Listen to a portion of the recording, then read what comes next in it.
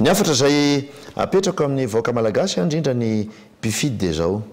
ny larina faharoambe folo numéro 12 rajonary mampianina tao anatin'izay nytantanan'izay dia efa nahazo traikefa izy efa nainandresy lahatra izy ny mpamatsy vola iraisam-pirenena eo amin'izay hoentintsika amany satria tsy maintsy alaitsika izany zavatra zany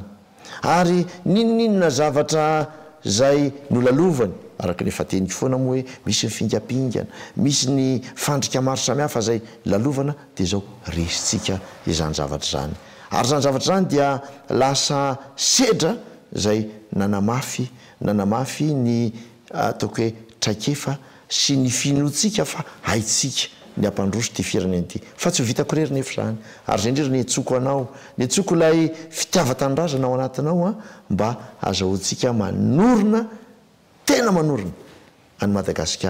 Madagasikara zay anao ana ho atsika rehetrarehetra ka dia makasitraka indrindra ary dia manao ny veloma mandra-piona ary dia amin'ny fafitony volana novambra zany dia manatena aho fa ny numéro 12 no alatsaka ao fidio ny numéro 12 fa efa sa ny joro numéro 12 ary mbola vonina ny joro hiasa ho anao sy ny tombontsoanao misaotra indrindra tompoko